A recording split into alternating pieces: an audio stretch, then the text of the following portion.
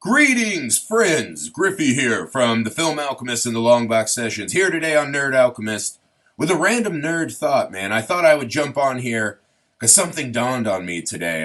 We're talking Dragon Ball Z, and more particular, how to make Piccolo great again. My wife bought this for me because Piccolo has been such a wildly favorite character of mine for a long time. Love Piccolo, and one of the saddest things for Dragon Ball Z fans like me, and even Dragon Ball Super now, love the franchise, but it makes me so sad now that so many of the characters have been rendered useless, essentially, right? And of course, I'm talking Piccolo and Gohan, right? The pinnacle for a lot of us Dragon Ball Z fans, just heart-swooning moments, right, was the Android saga. So my kid recently, my 5-year-old son Hunter, has picked up Dragon Ball, right? They love Dragon Ball. They play the Dragon Ball Z Fighter on Xbox and mess around. Love it, right? And I was trying to explain Piccolo to him, and he had only seen Dragon Ball Super, and he's like, Dad, but Piccolo's so wimpy. And I was like, the fuck? And I got furious, right? So I had to go back, and we've been showing him old Dragon Ball. And he loves it, right? And there was an episode that struck me, right? Where Piccolo's showing down with Android 20, right? Dr. Gero is in Android form. And he tells Vegeta, after he gets drained of his energy, he's like, this dude's mine, man. Like, I'm going to whoop his ass. They start fighting, and he's kind of laughing at, Android 20. He's clearly superior in power and fighting. And Vegeta said something that was interesting to me, and he's like, hey, man, if you can't finish him, I'll come over there and do it for you. Classic Vegeta. And Piccolo's like, I'm not like Goku, dude. I was born out of evil, right? Like, I understand finishing, essentially. And that moment fucking struck me. Because it took me back to the opening of Dragon Ball Z, where we see King Piccolo as we knew him, right? This avatar for evil. Learn respect not only for Goku, but then in Goku's son, Gohan, he has this very redemptive arc, right? Willing to sacrifice himself for the boy. He even trains Gohan, and Gohan, through most of the rest of the series, dons Piccolo's outfit, right? His master Piccolo.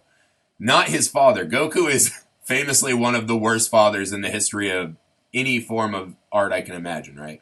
Manga, movies, whatever. He's a bad dad, right? A pretty absentee, selfish father. And that relationship with Gohan and Piccolo is so touching to me. And so I had a thought. This is a random thought, right?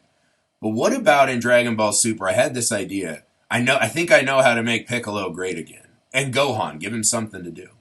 So we just did the Universal Tournament, right? We saw 8 universes fight, get erased, and then be brought back by a wish.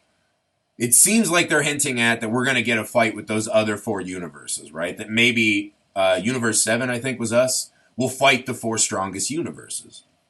And I had a thought, right? What if, when they go to battle in this alternate realm, the other universe, Gohan gets killed, murdered, right? In some form of pre-competition, he is murdered, right? In like the face-off, they meet these badasses from the other universe. They kill Gohan like he's nothing, right? Because they've heard that Goku is the King Supreme. He's the badass, right? Ultra instinct possible. And they know that through Saiyans, right? That their anger fuels them. So let's say we meet a villain. And he straight up cold-bloodedly murders Gohan. Knowing that in this universe, you cannot get Gohan back. Right? Do like an Avengers thing where we wish everyone back, but not now. Black Widow can't come back. But still go see her movie. But for some reason, right, through hook or crook, there's a loophole that Gohan cannot be brought back. And it does make Goku angry. But who would that truly hurt? Piccolo, man. He'd be devastated. Gohan was Piccolo's bridge to salvation. And they have a psychic bond even in that episode with Android 20. They're very close. And then we get Piccolo reverting back to more of his evil days, right? His heart has been ripped asunder. The good half, not just Kami, now dead in Gohan. And this is how I see this going, right? So we saw in the last tournament that Topo became essentially an apprentice god of destruction.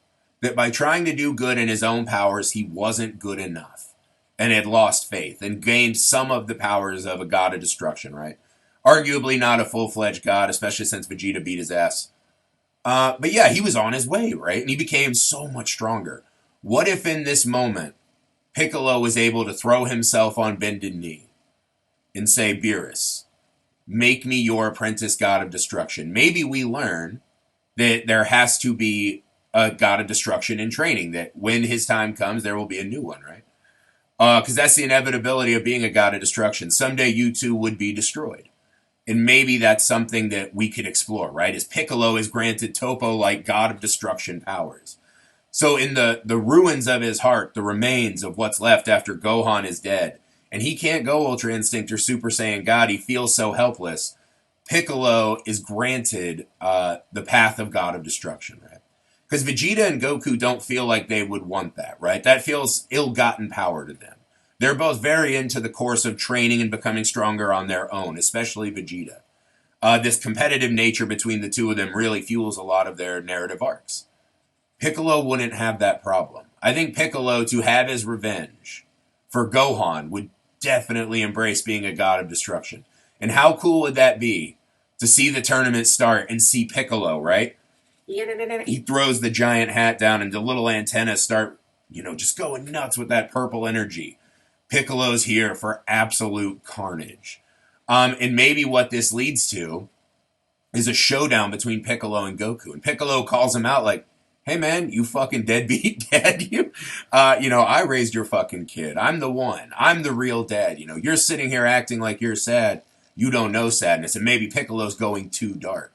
So then Goku and Piccolo get another confrontation. I don't know. You guys can hit me up in the comment sections. Is this insane? Would you love to see this happen, man? Because I think, one, it brings Piccolo back for one last really great arc where he's very important and very powerful. It addresses the dual nature of Piccolo. It addresses his salvation arc with Gohan. It addresses why Gohan was written out of the show, essentially, to be so weak and mortal, right? And it addresses it in a way that I think is not shitting on the fact that Gohan disappeared, but embracing the fact that Gohan was always the heart of these Z fighters, right? That Gohan willingly embraced the path of being a man and having a family. He wanted to be the anti-Goku. He wanted to be there for his dad, for his kids and wife, man. And I think that would be a really cool arc to see Piccolo and Goku have to confront that. And Piccolo gets one last shot to be truly powerful as the god of destruction. If you think this would be cool, hit me up in the comment sections. Maybe you have a better idea. How do we make Gohan and Piccolo great again, right? So subscribe to the channel. Hit me up in the comments. And as always, guys, I love Dragon Ball. You love Dragon Ball, man. I would love to hear from you. Follow us on our podcast, The Film Alchemist, and the Long Box Sessions for more crazy, zany thoughts like this. Thanks for your time, man. Until we meet again, adios, amigos.